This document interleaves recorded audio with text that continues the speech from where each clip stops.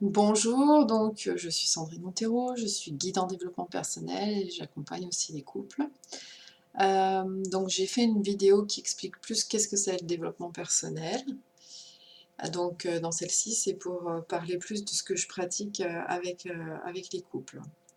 Sachant qu'évidemment, les outils du développement personnel, je les utilise aussi dans la thérapie de couple. Mais je les adapte puisque j'ai en face de moi 2 personnes au lieu d'une, donc certaines pratiques ne se s'organisent pas de la même manière. Donc ma philosophie à moi, vis-à-vis des couples, c'est que quand il y a des problèmes dans le couple, c'est souvent un manque de communication, un manque d'intimité. Qu'est-ce que je veux dire par intimité? C'est pas le côté sexuel de l'intimité, mais c'est le côté être en capacité de dire à l'autre ce qui ne va pas, d'une façon non agressive, hein, et d'avoir de l'autre côté quelqu'un qui est capable d'écouter, d'entendre et de trouver des solutions ensemble. Donc des couples qui rencontrent des situations conflictuelles, c'est souvent parce qu'ils n'arrivent pas à faire ça. C'est-à-dire à aller, déjà peut-être parce qu'ils ne se connaissent pas très bien, ce sont de jeunes personnes, ou même plus âgées parfois, on ne se connaît pas très bien, donc il y a un besoin aussi de mieux se comprendre.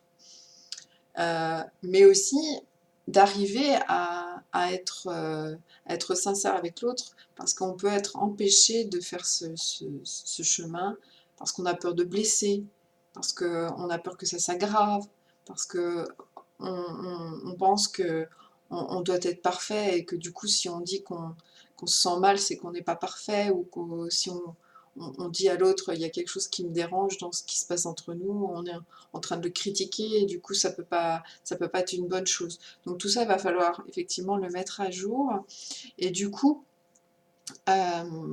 moi je suis plus à pousser les couples à venir à 2 pour développer cet aspect-là.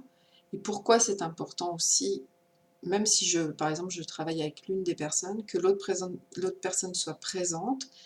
Là, je l'invite à voir ce que ça lui fait aussi à cette personne d'entendre son conjoint ou sa conjointe parler ainsi, dévoiler des choses.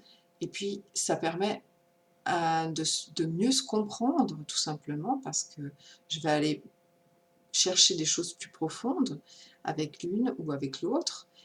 Et ensuite, l'autre, le témoin, quelque part, il va pouvoir comprendre son compagnon, sa compagne. Du coup, quand on comprend les choses, on les accepte plus facilement, on réagit moins violemment, on se dit: «Ah, là, je reconnais que c'est comme la dernière fois, donc elle réagit comme ça parce qu'elle a peur, donc je ne vais pas m'énerver, c'est pas contre moi qu'elle a ce comportement, c'est parce qu'elle a peur, donc à moi d'essayer de voir comment je peux la rassurer pour que ça, voilà, pour que ça se passe bien». Et donc de situation en situation, en fait, il y a une compassion, il y a une tolérance pour l'autre qui se met en place et qui permet d'avoir des relations tellement plus, confortables au quotidien, tellement plus harmonieuses, tellement plus, chaleureuses. Voilà, donc c'est pour ça que je favorise toujours, les séances avec les 2 personnes. Toutefois, parfois c'est trop compliqué.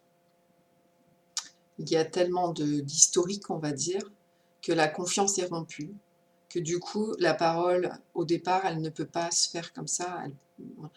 L'un et l'autre n'arrivent plus à se livrer devant l'autre. Donc là, on fera un travail individuel pour permettre un minimum de retrouver une certaine sérénité. Et puis ensuite, on reviendra à 2 pour continuer le chemin. Mais en tout cas, ça arrive que ça ne soit pas possible pour l'un ou pour l'autre de se livrer devant l'autre. Voilà. Donc, si vous rencontrez des difficultés dans votre couple, n'attendez pas trop. Mais bon, souvent, effectivement, on en vient à consulter que quand on est vraiment dans une grande souffrance. Mais ça peut être bien aussi de prendre quelques séances quand on est un jeune couple pour apprendre un petit peu les règles, un petit peu les lois hein, parce que finalement, on n'établit pas de contrat, enfin pas nécessairement comme au travail, il n'y a pas forcément un règlement, et cetera, et ça peut manquer, puis on a besoin d'une instruction quelque part. C'est vrai que quand on va à l'école, on apprend pour pouvoir être performant dans son métier, on n'apprend pas pour être performant dans sa vie personnelle. Quand je dis performant, c'est peut-être pas le mot, on va dire, pour être heureux, pour pouvoir s'épanouir dans sa vie, pour se sentir capable, pour voilà, et du coup, ça peut être sympa aussi d'avoir quelques séances pour avoir les règles de base, et sinon j'ai écrit un livre, un guide dédié au couple, qui va permettre en fait justement de transmettre un maximum de ces règles, heu, pour une bonne vie à 2, et des règles qui sont d'ailleurs, qu'on peut transposer aussi, dans ses relations avec, les autres personnes, que ce soit dans la famille, les enfants, les collègues. Donc en plus on peut aussi, quand on prend de bonnes habitudes, dans son couple en général, on a un bénéfice aussi, dans toute sa vie sociale. Donc voilà, donc si vous êtes intéressé soit par le livre, soit par, quelques séances pour, on va dire, poser les règles de comment bien vivre à 2, eh bien, n'hésitez pas à me contacter. Et si vous êtes aussi en cours de séparation, n'hésitez pas parce que ça peut être vraiment aussi un plus, d'avoir quelques séances où on pose le bilan. En individuel ou en couple, peu importe, mais où on fait le point en fait de pourquoi on a rencontré l'échec, ou pourquoi, on s'arrête, et comment bien vivre la séparation, ou enfin du moins le mieux possible, pour qu'il y ait une construction d'un nouveau couple derrière qui soit lui, qui ne remette pas la même chose en jeu. C'est-à-dire que tant qu'on n'a pas fait ce travail en fait de poser un bilan, de voir là où on s'est trompé, qu'est-ce qu'on attendait de l'un et de l'autre et qui n'a pas été là, et cetera, on va pas forcément pouvoir trouver un meilleur partenaire après et avoir une meilleure, seconde relation ou Xème relation, épanouissante. Donc c'est important de faire ce bilan, hein, voilà, et puis, ça permet d'avoir de meilleures relations, après la séparation, surtout si on est parent et qu'on doit garder, contact avec l'autre. Sur ce, je vous laisse, et je vous souhaite une très bonne journée.